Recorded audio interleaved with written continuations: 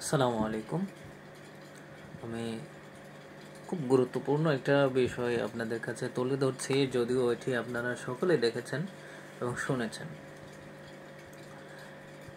ইসলাম আমাদের জন্য শান্তির সব দিকে। আমরা সব সময় চাই ইসলামটা শান্তিরই হোক। ইসলামের মাধুর্যতা দেখে, ভালোবাসা দেখে, প্রীতি দেখে, একজনের প্রতি আরেকজনের সম্প্রীতি, ভ্রাতৃত্ব বন্ধন দেখে আমরা যেন একে অপরের যেটা সৌহার্দ্য ভাষা, এটা দেখে আমাদের কারণে যেন বিধর্মীরা, যারা নন মুসলিম আছে, তারা যেন আমাদের প্রতি আকৃষ্ট হয়। এতই যে ঘৃণা জমে যাচ্ছে, মানুষদের প্রতি গা ঘিন ঘিন করছে এবং প্রচুর পরিমাণে ব্রেনের মধ্যে একটা চাপ পড়ে যাচ্ছে। চিন্তা করছি আমরা যে ইসলাম গ্রহণ করেছি, ওই ইসলামের মূলনীতির উপরে কি আমরা কি আছি?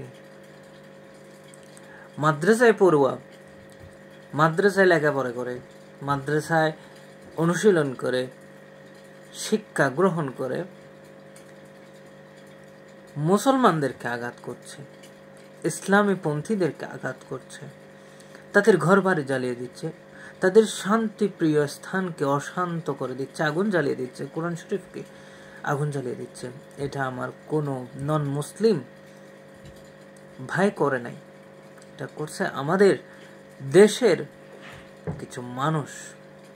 কি ধরনের সাইকো হলে এই কর্মপরিধি, এই কর্মকাণ্ড ঘটাতে পারে, এই ধরনের জুলুম করতে পারে, আমার বুঝে আসে না।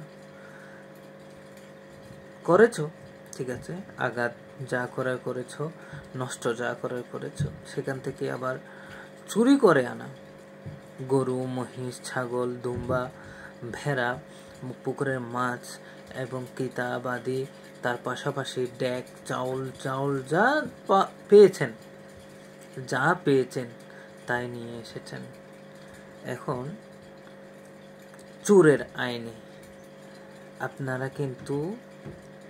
আপনারা কিন্তু চোরের আইনে অপরাধী, আপনাদের হাত কেটে দিতে হবে।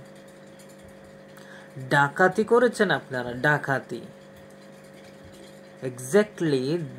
করেছেন, আর ডাকাতি করে আপনারা এত কিছু অর্জন করেছেন। ভাইয়েরা আমার, মুসলমান নট ইজি,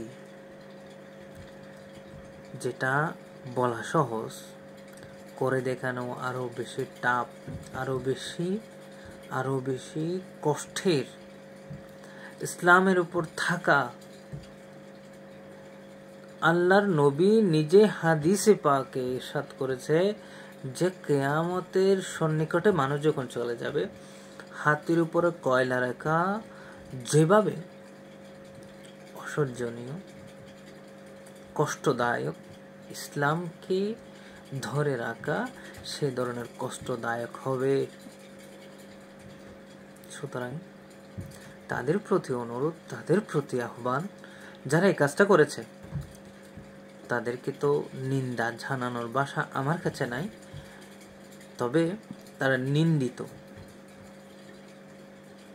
যারাই করেছে, যারাই সমর্থন করেছে, যারাই করছে এখনো পর্যন্ত এই ধরনের সন্ত্রাসী, এই ধরনের জঙ্গি হামলা, এই ধরনের ডাকাতি, এই ধরনের চুরি যারা এখনো পর্যন্ত করেছে, সমর্থন দিয়েছে, উভয় একই প্ল্যাটফর্মের মানুষ। তাদেরকে আইনের আওতায় আনার দরকার নেই, তাদেরকে শান্তিতে ঘুমাইতে দেন, তারা শান্তিতে ঘুমাক, ভালো থাকুক, এটাই আশা রাখি ওদের কাছ থেকে। তো ধন্যবাদ সবাইকে। আপনারা যারা সাপোর্ট করছেন